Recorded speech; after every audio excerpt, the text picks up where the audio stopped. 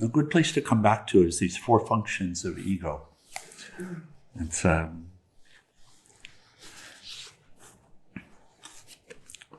this is really well done, and there are four expressions of ego, as it were.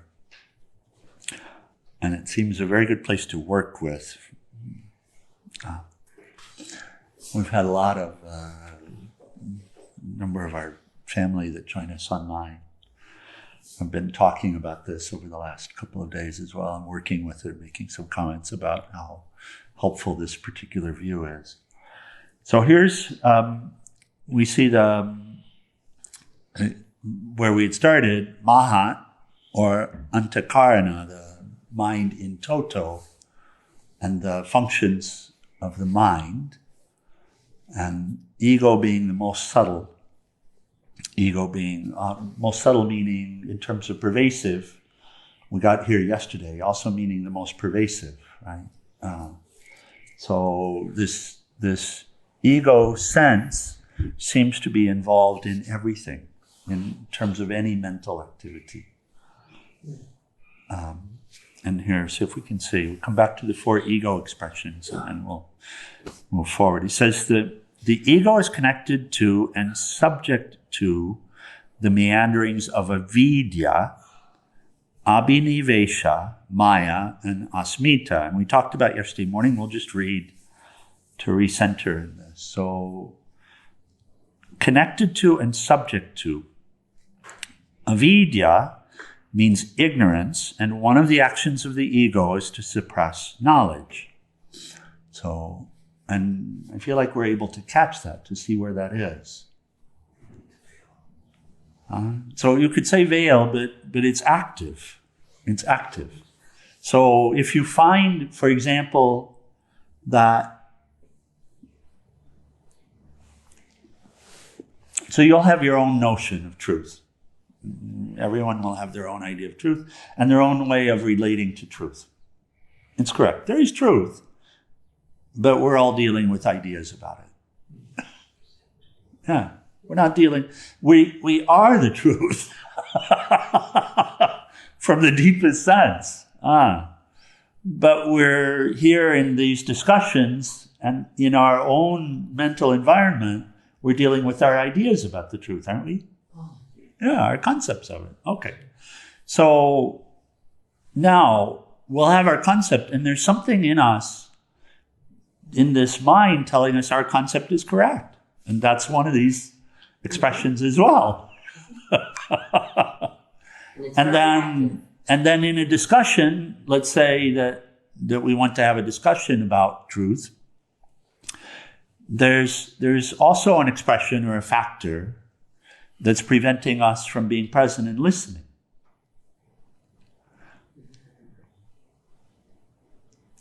And being open to concepts. And being open to looking at it.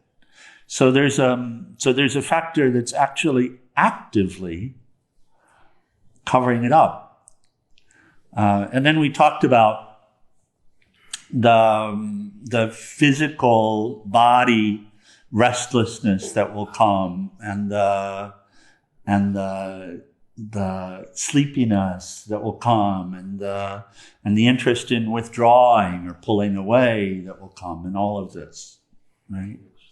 So he starts with saying, connected to, subject to these four. Avidya means ignorance, and one of the actions of the ego, so what is this ego doing? How is it expressing? Is to suppress knowledge. Swami Chidananda, I picture this, and during our silent retreats, we would have him, the recording of him giving the talk on mind, its mysteries, and control. And you remember that, I think. And he talks about the mind, and he's with a group of devotees, and he laughs about it, and he says, this mind. He says, it forgets what you want it to remember, and it remembers what you want it to forget, and at the most inconvenient times. Right? So what do we want to remember? Well, we know something that we want to remember, which is that we're not this body. We actually know it. Yes? At some level, we know it. And by now, we know that we know it. But do we observe that we forget it? Do we observe that someone can say a thing to us and throw us completely off our game? And this is also an expression of ego. And so if we look and see, and this isn't about denial, this is about, okay, can we see it at work within this personality, within this persona? Can we see it at work within this mental faculty? And to the extent that we can see it at work within the mental faculty, then we can go beyond it. But if you deny it, and you refuse to see it, then it's very hard to go beyond it. And who's denying it anyway? Because it's this avidya,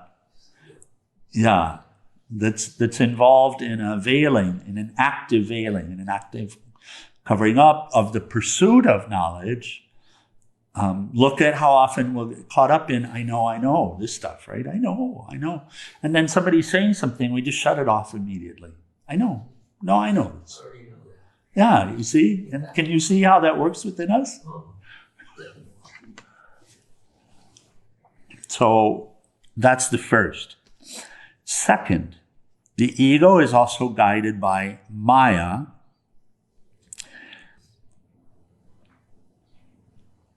illusion, and identifies with Maya. It is Maya which makes it see itself as big and others as small. And it's hard to deny also that we experience this. Right? I and you. And look at the feeling that my needs have to come first. We try to train our way out of this, right, as yogis. So I say to Hari, feed the cat first before you do anything else. Now, why is that? You know why that is. Because there's something in you saying, I come first. Right? My needs come first. In other words, I'm bigger than the rest of the world. So that's also, that Maya is an active principle as well, you see. Swamiji, the fact that this ego is active is revolutionary in this brain. I always thought that it was passive in a way. So to think of it as active is really quite beneficial. And it's as if, here's the word that comes, it has infiltrated everything and inculcated everything. So as a result of it, so this Maya is, and these great talks by Swami Vivekananda on Maya, and we see it, and the fact that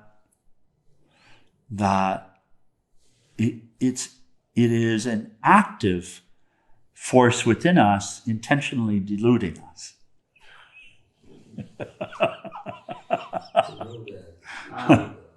Yeah. So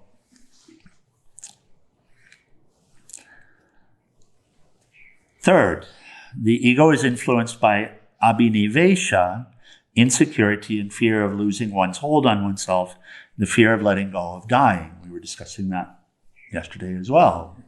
Good discussion, yeah?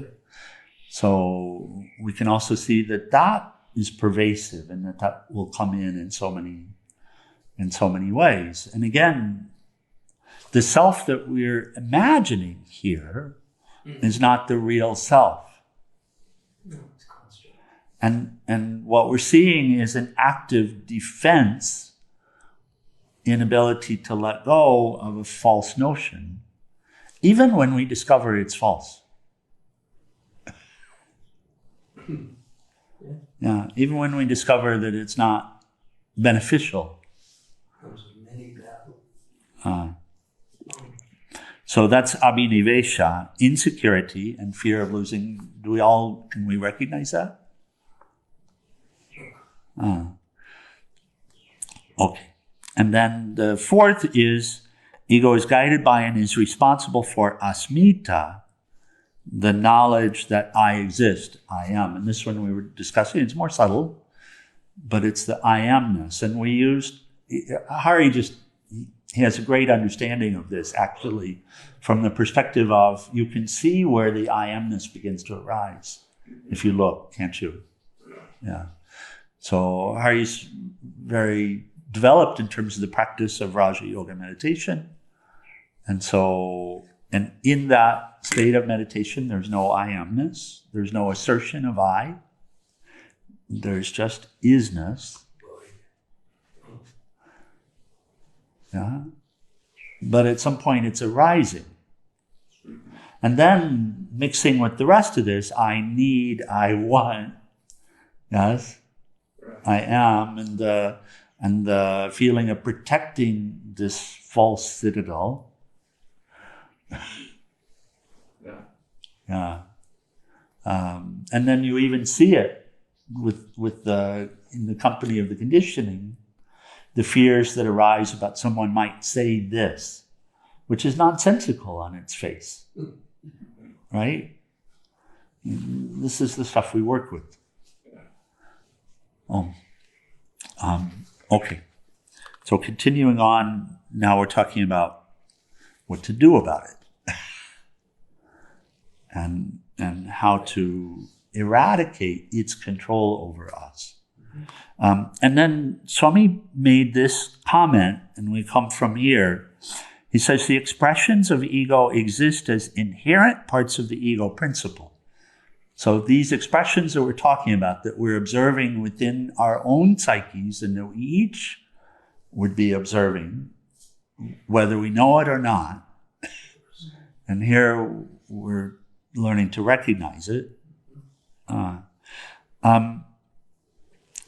they have no hold or power when you are connected with the source, but become a powerful source when you connect with the world, with the sense objects, with Prakriti. Yes. They have no hold or power on you when you are connected with the source. Yeah. You can see that in meditation.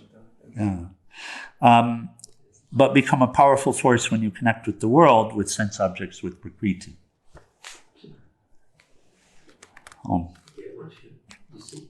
Okay. So then he moved from there to this concept of egodectomy, and we'll just read a little bit and discuss, and then a very helpful section is on ego management, how to manage the ego, which we'll come to. Egodectomy says the yogis say that managing the ego is a difficult aspect of spiritual life. How can you become aware of your own ego? You cannot see your face. You need a mirror or another person to tell you what your face looks like. If somebody tells you bluntly what your face looks like, you don't like it. One who says that you are arrogant becomes your enemy. You react strongly to that person if you don't like to recognize or see yourself. I mentioned last night that just a memory of an experience that I used to have a dear friend who would say to me that you're a hypocrite. And that's and it was true. But look at what happens inside, right? So because there's a construct of who I am, and then all of the defense mechanisms, and then the active veiling or active covering up of knowledge, even to the extent of finding a different way to see yourself, or a way to see yourself more clearly, even the psyche. But then, of course, you realize at some point, I realized that that's really what a friend is. And that's also the guru principle at work. It's also the guru principle at work, because the realization had to be there that, yes, it's true. I think one thing, I say something different. I say one thing, I do something different. And why would that be? Because I take myself to be this body-mind. I'm caught up in this, and all I want is to be happy. But I place my happiness in the objects and in the relationships and I have to manipulate and manage them and get them lined up in a certain way so that I can have a life of all pleasure and no pain, so that I can avoid all the things that are going to cause me to suffer. So I have to construct it in a certain way, and I have to be seen in a certain way to do that. So we can see where it comes from, but we have to hear it, and this is what's being shared. And here he talks of guru, he talks of guru principle, and he also talks of having the relationship with one who's cleared it or is well on the way to having cleared it. The hold that this ego principle has had, who's learned how to manage it, who's learned how to transcend it, how to go beyond it, who's learned how to connect to source. If the connection to source is the cure, then and such a one will help us to see, even though we don't like hearing it. So he says, if you agree that egodectomy needs to be performed, and we were having the conversation last night. KD was involved in the conversation as well, and there's a question which is going to have to do with how much growing up you do or your ability to clear. And the question is, do you have an interest in it? And how strong is your interest in it? If you know what being under the sway of the ego sense is doing, if you have the clarity to be able to see it in your life and to see what it's doing. Peace Pilgrim, great Peace Pilgrim saying, if you knew the power of your thoughts, you would never think a negative thought again. And this ego manifested stuff, it's almost all negative in the way that it's corrosive to ourselves and it's corrosive to others. And of course, ourself and others are one and the same. Yeah. So if you see it, then what is your choice? And so he's getting to this, and it always comes to this. Your ability to grow always comes back to this, because you have infinite ability to grow because of who you are. So you have infinite ability to clear, you have infinite ability to grow. How much growing do you want to do? And these are not just words. This is what is your commitment. How important is it to you? This is where Swami Shivananda says, God is a question of supply and demand. There's plenty of supply if you demand it. So he says, if you agree that egodectomy needs to be performed, then you have to know what it means. It means that you have to die to be born again. The old self has to die. The shell has to be broken for the seed to sprout. As long as the shell remains, the seed will never sprout. The shell has to be broken, and that is egodectomy. So this is a question for each and every one of us. Are you willing to die in order to live? And what does that death mean? That death means that you're going to have to let every one of these concepts, every one of these ideas, this whole clinging to life and your own idea of life and the way you want it to be and the way you expect it to be and the way it needs to be in order to be, you have to let all of that fall away. And you have to allow yourself to hold on to what's real instead. So does this ego death clear the shadow material we were talking about last night, or instead a separate? It's all encompassed. It's all encompassed. It's not, you see, the awakening that we think we're going for is a separated awakening, where I awake and nobody else does. Right. Yeah. But you see, if we are all one, that's not real awakening. So what he's talking about is a part of a process that has to happen in order to really and truly be awake. You can't do it at the expense of others. You can't do it at the expense of society. So the point is, and that was the beauty of this, is it goes together. You have to do your own clearing work as well. You have to recognize it is true I am a hypocrite. It is true that I am hiding from something. It is true that I'm not in alignment. And I can have an experience, but in order to actually be free, I can't do it as an individual unit. I have to let this I-ness die to me. And I have to be an active participant in killing it. It can't be about me.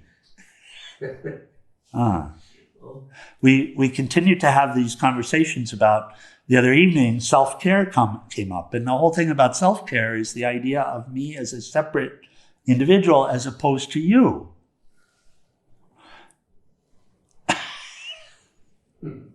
Which is all the ego stuff. Okay, so we continue.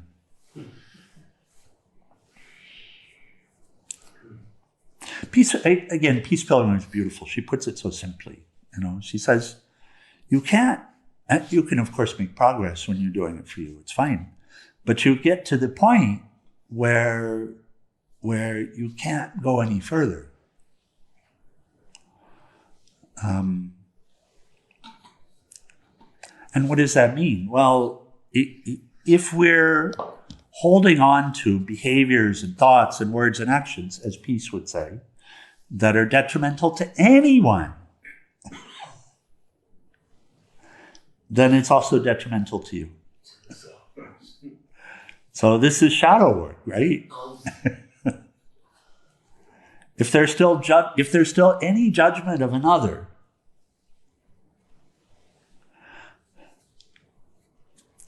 so, because that's all false, it's all rooted on false. So you see that understanding those four expressions of ego is helpful, isn't it? Because you can actually even say, well, this is where this is coming from. And he says they're integral, all four go together. So ego management through sanyam, and he introduces a concept. I'd never heard the word sanyam. And I'm sure that there are people that are joining us that have, but I had never heard the word sanyam. The concept we get, a simple way to acknowledge the ego principle is meditation, and the way to manage the limiting expression of ego is sanyam, or restraint. And it's, we'll discuss more, but restraint of the ego principle. Control of it. Can you see that it's possible to recognize that ego principle is at work, but that what it's representing is not the truth? Can you see that?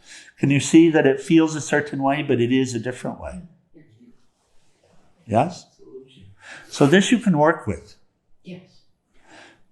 Because what that's indicating is somehow through grace and through this purushartha, through this self-effort, and with the use of the intellect, vivek, discrimination, discernment, it's possible to recognize enough about truth to realize that the feeling is incorrect. Yes? So this we can work with. And this is where the sanyam is coming in. And Hari just said a moment ago, a simple way to acknowledge the ego principle is meditation. So you can see it, right? Yeah. Can you see where it's arising? Yes. Where it begins to arise. Okay, and you can see that when you're not in the state of meditation, that it's present. Yeah. And you can see that when you are, it's not. Okay, so you can acknowledge it. So anyone with that practice, that's the first statement he makes, is you can acknowledge it. You can see that it's there.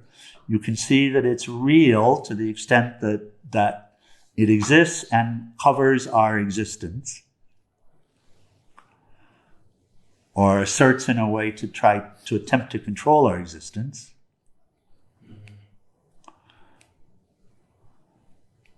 Oh. But if you carry your meditation in the day, you recognize when the ego is inflamed or awakened into reactionary. Yeah. And then you can see that. It's almost like mirroring yourself. So you see that in you make a resolve to recognize it, and the next time a similar situation may occur or a reaction may occur, it's diminished until it's dissolved. Yeah. So we're learning some things here. And this book, it turns out, and this discussion fits so perfectly with the topic that's come to us. And it wants to be related in this way. First, it's fair to say that you cannot do this yourself as an individual. You're going to need the support of the Guru principle and of the apparent world in order to bring forward to you the pervasiveness and the need and also the way to go beyond it. So in other words, I had to see, so it's possible for me to sit and meditate. It's possible for me to withdraw from life. I don't need anyone else. I'm just making a statement. I don't need you. I can withdraw. But in another way, you are my own self, and I can't deny you. And I can't not do whatever I can in order to support you and to help you to save yourselves. But I could certainly make a statement that I don't need you and it doesn't make any difference, because this is all Maya and you're not real. Right. But I'm telling you that's false. That's a falsehood. That's an ignorant saying, but that's a falsehood. That's a denial of truth. That also is an ego notion. It is so pervasive. Yes. Oh my gosh. That also is an ego notion, because there's a mental construct still of me as a separate individual that doesn't include you. And then all the protection mechanisms around that. Push comes to shove, I'm still going to go first. Even in meditation, even in awakening, it's going to be me. I'll take care of myself. You guys can do it on your own.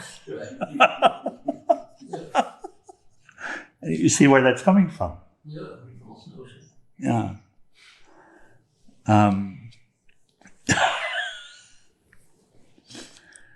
So he's just bringing us to the point of helping us to see, well, you can't avoid it. You can't avoid this work. And also helping us to see that this idea of separate awakening or separate anything is actually a false notion as well. Does that register in some way? You can see that it's one of these four expressions. Yeah.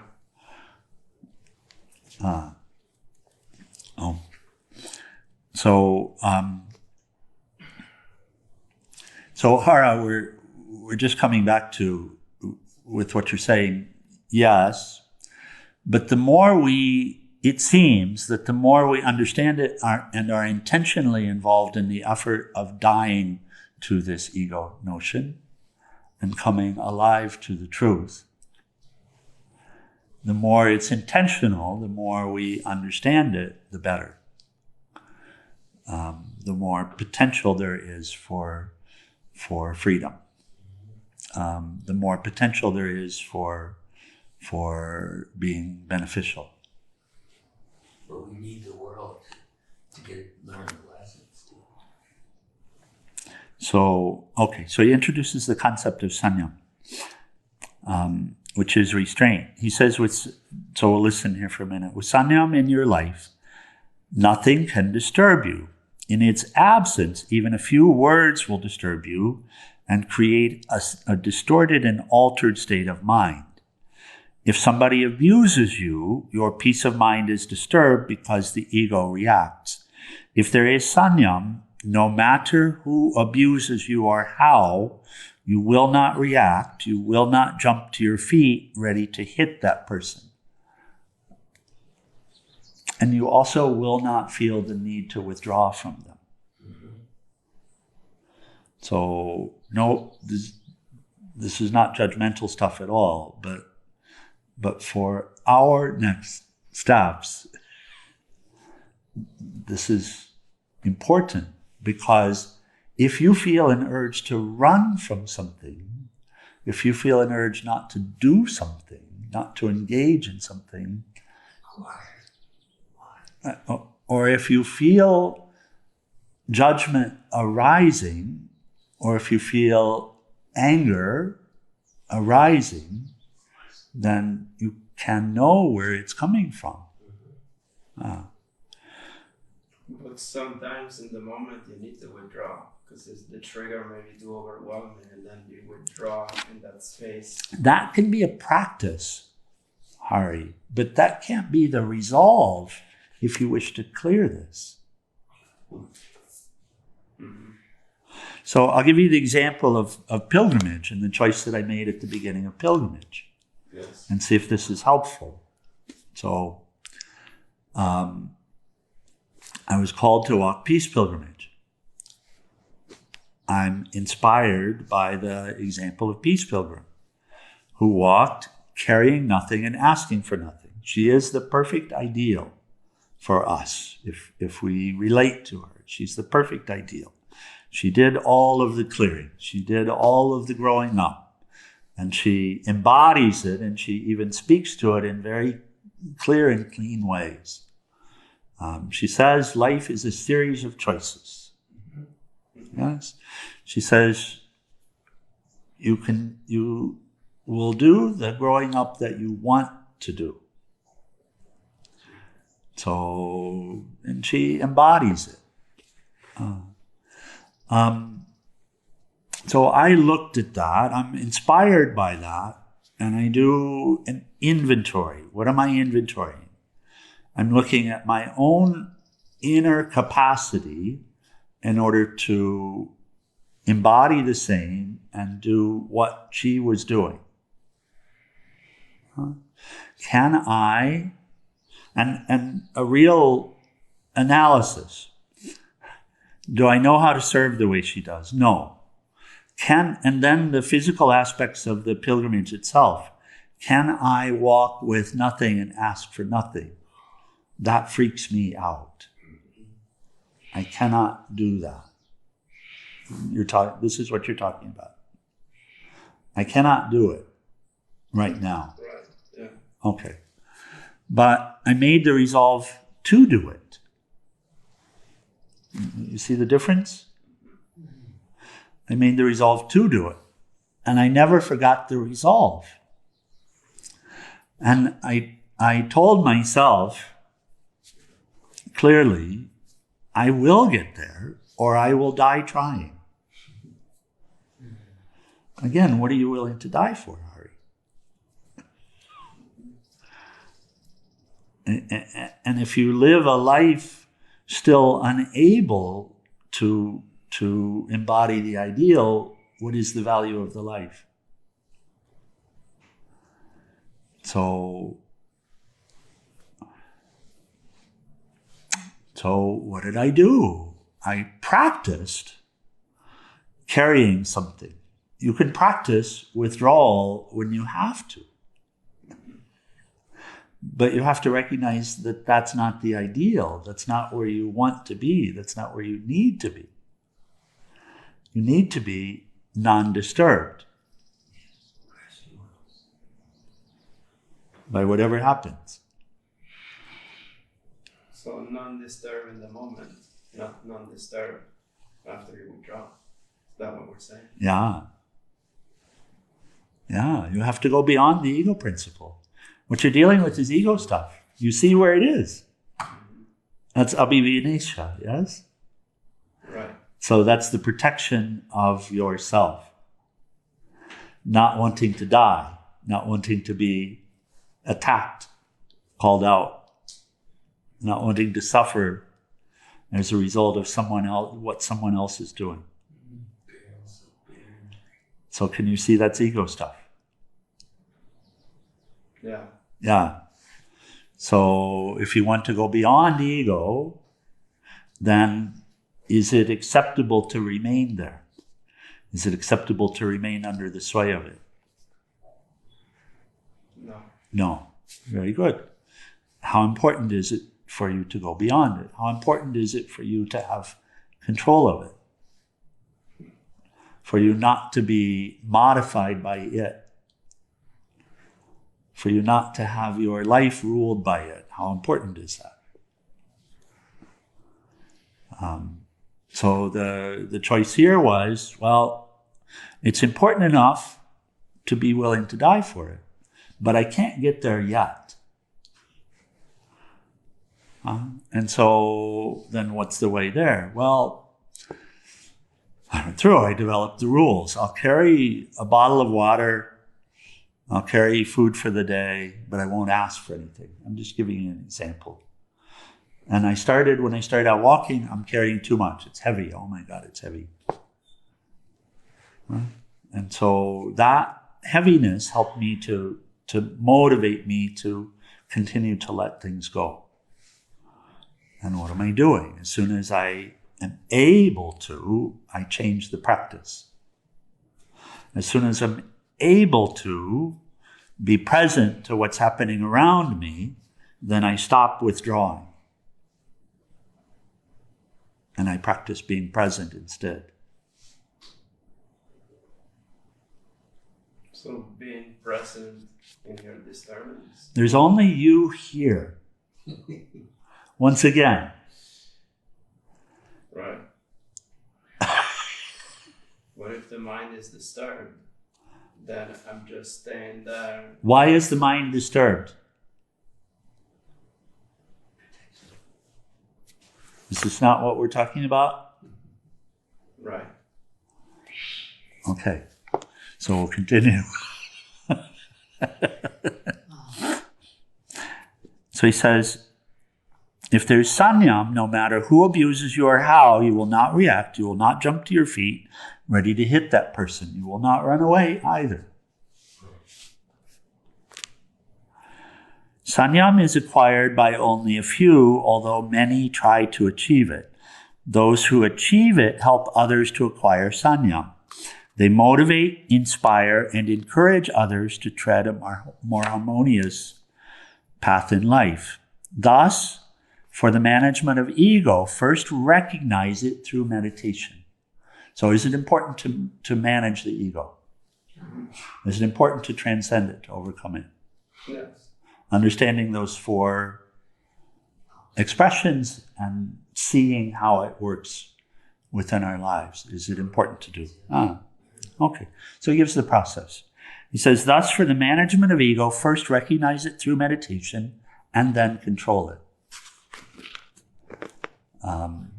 The pilgrimage example that I share is a matter of self-control. So I got myself to live according to an ideal. Just self-control. It's not a measure of greatness or anything like that, because the greatness is within. It's just an example of self-control. And then control it through what? Through restraint. So I used to see people as other. Yes? And and this will get back to the discussion last night. And within the mind would arise a judgment of them. Okay. But I found that to be unacceptable. Okay? Does that make sense? Do you find it to be acceptable? If someone does something and you wish to withdraw, do you also see a judgment of them and what they're doing? And do you find that to be acceptable? There may be no judgment also. There's something happening there that says there's a situation that you have to withdraw from. It says So you there- have to withdraw from the mind. Ah, Because it sees the mind being disturbed, and I know it's just the illusion.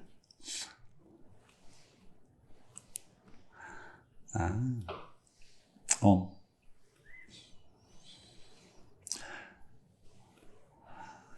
Is there a need to transform the mind or to transform the thoughts? Yes.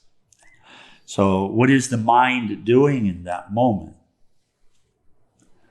Is the mind involved in judgment of the situation or the people? Why is it that you're wanting to withdraw from it? It is, correct? Yeah. Maybe. Yeah. So if the mind is disturbed and you're wanting to draw from the mind, what is the nature of the disturbance of the mind? Oh, I see. Yeah. Right? Okay. That maybe is helpful. Yeah. And then is it possible to transform the nature of the mind so that the mind doesn't become disturbed in that way? Yes, it is. Right. Yes, it is. And now you have the ability to be both present to the transcendent truth and present to the expression of truth in front of you. Yes. Yes? Okay. That's Jivan Mukta. That's the free one. Is not needing to escape from anything. Because even the mind is Brahman. Brahman within and without. Getting there is trickier. But being able to say it is easy. Ego is very pervasive. And being able to see it through meditation and practice is somewhere in between easy and difficult. Yeah. Being able to see it. So there are times where you can recognize it. Okay. So, and management of ego, which is what's being discussed now, addresses that. The mind in and of itself is not disturbed. Chitta vritti nirodha. What is it that's causing the vrittis? The modifications of the mind. What's causing them? It's the ego. It's the, oh, God bless, that's it. That's it. That's it exactly. So you see, we're only ever, in terms of a problem, we're not actually dealing with a problem with mind. We're dealing with a problem with mine or I, the ego stuff. And if there's no identification with the ego stuff, and if there is instead identification with source, then the mind becomes placid, not reactive in that way. Okay. So we'll just read a little bit more and then we'll break. But what he shares here is very good. Again, in order to catch it or see it. He says, thus for the management of ego, first recognize it through meditation, then control it through restraint. The example of praise and abuse is apt. Usually abuse will hurt you deeply and praise will elate you easily. Praise and abuse are like the swing of the pendulum, always moving from one extreme to the other. You face praise and abuse every day within your family and society. You react to them and try to justify your actions and prove that you are good. Irrespective of what you project, you're always affected by praise and abuse. The effect is experienced not in the realms of manas, buddhi, or chitta, but by the ego. So where is that feeling and where is that effect? And so it's actually ego in terms of the four qualities of mind, or the four aspects. If someone calls you a dog, you take it in and begin to look at yourself in that form. The word dog plays in your head and becomes a cause of anxiety.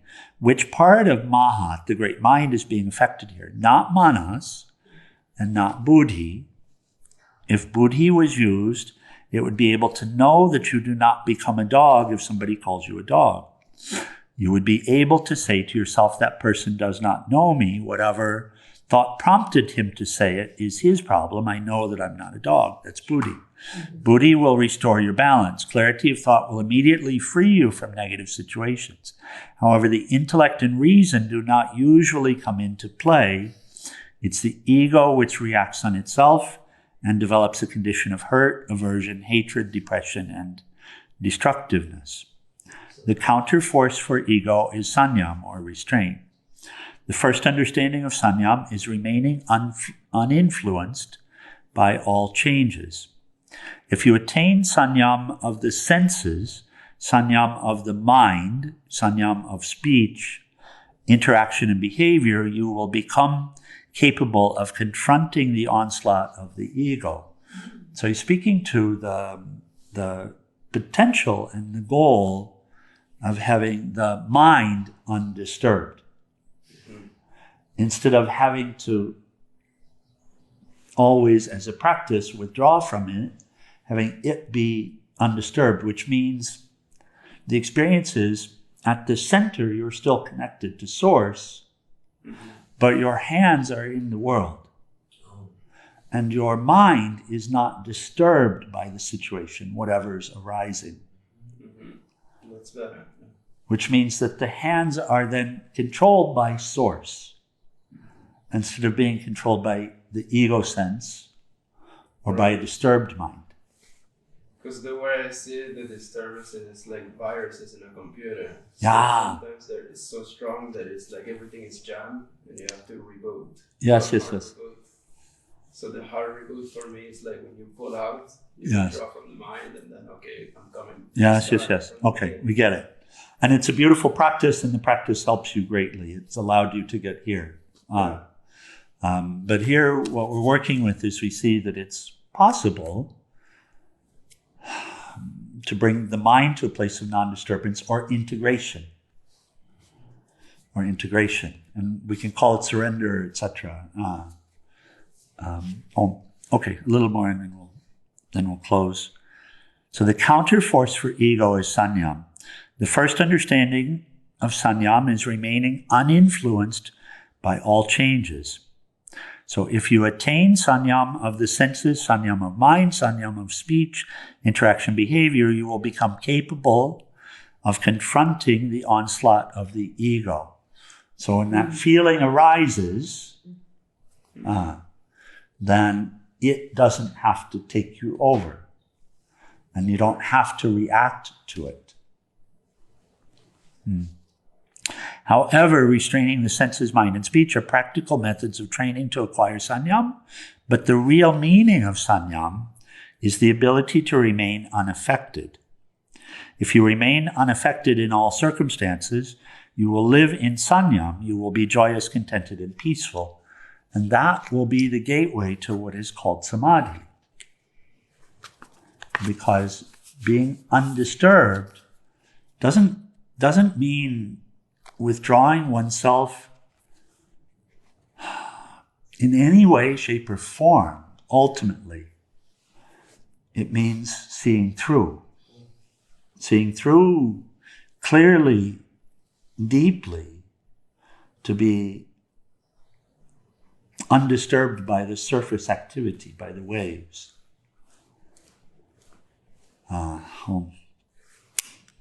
Okay, we should close. Any questions or comments? It's a good discussion. Beautiful discussion. Would you please check? Thank you, Hari. So the different techniques of controlling the senses And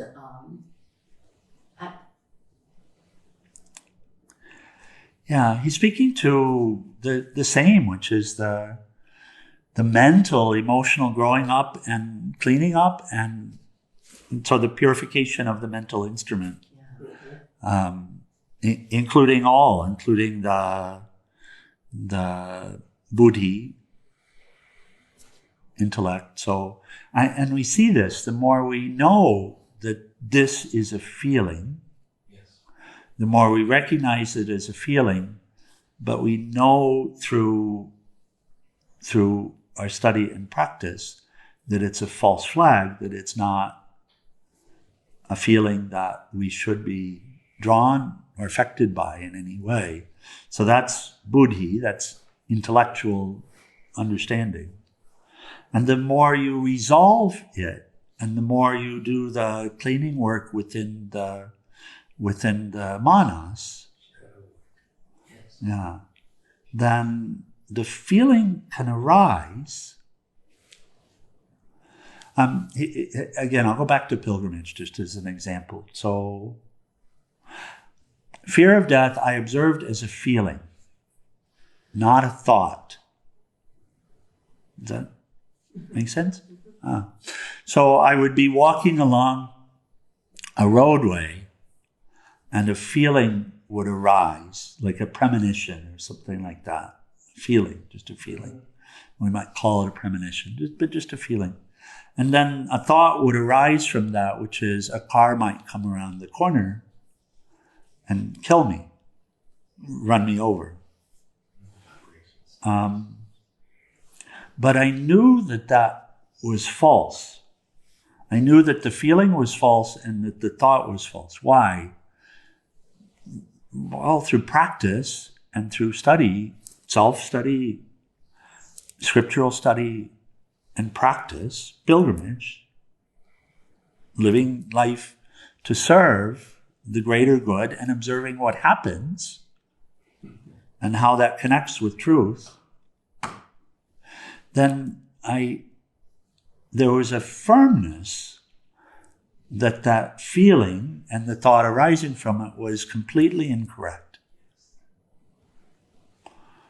And so, does that make sense? And so what about the power of that feeling? At some point in this life, that feeling had great power, and I would have honored it, put it on the altar, worshipped it, and I would have lived in order to not die. That concept of death. Does that make sense? But at that point in pilgrimage, what power did it have? Diminishing. At some point, absolutely none. And then it just, as if the feeling just stopped coming. Because it completely lost power. Yes? Oh. So that's as I said, the word was new, but I understand the concept. Now I can see how Peace Pilgrim, when she says it took her 15 years of growing up. Yes. Yes. And it's as it were, a continual process with the resolve. Yeah. With the resolve. And then the study, the practice. And we say nididhyasana. How do we learn the truth? How do we learn the truth? How do we embody the truth? How do we learn and embody the truth? Learning means understanding, right? And which finally means it has to be embodied. It has to be shravana, listening, mananas, contemplation, which are all relating to this as well. And then nididhyasana, which is putting it in practice. And so finally you realize, okay, well, this isn't integrated, but I do know that I'm not this body.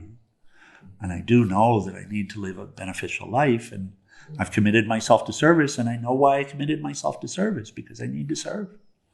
At some point it was just very simple, and I committed myself to serve the Lord because that's the one truth, that's all there is. And so I was asked to do something that the ego was very afraid of. And it said, you're going to die. But I chose to do it.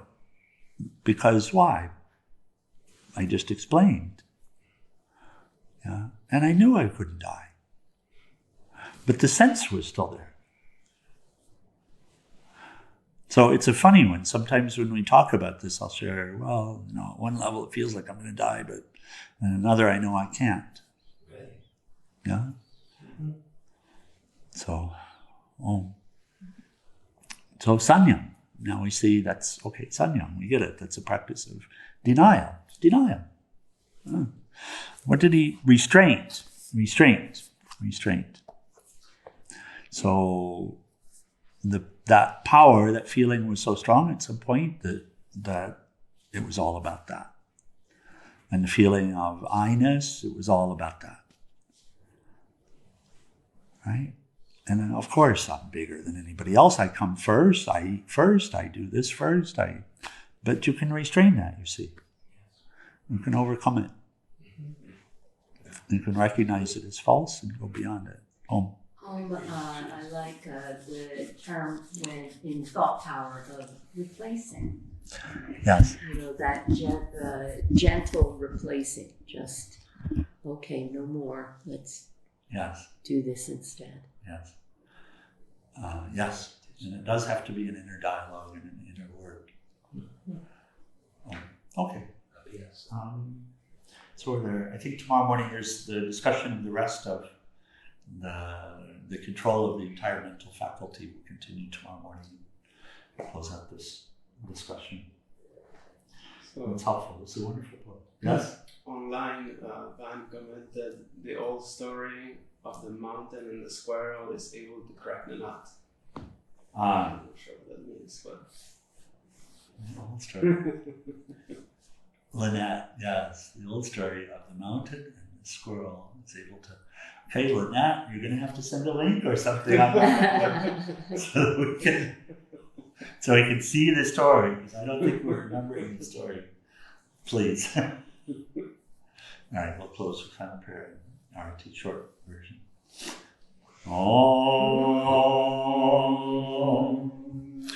Om Trayambakam Yajamahe Surandhim Vishdevaganam Orvai Rukmiva Bandhanam Mritor Mokshiyamam Mritat Om Trayambakam Yajamahe Surandhim Vishdevaganam Orvai Rukmiva Bandhanam Mritor Mokshiyamam Mritat Om Trayambakam Yajamahe Surandhim Vishdevaganam Orvai Rukmiva Bandhanam Mritor Mokshiyamam Mritat Om Shānti, Shānti, Shāntihi.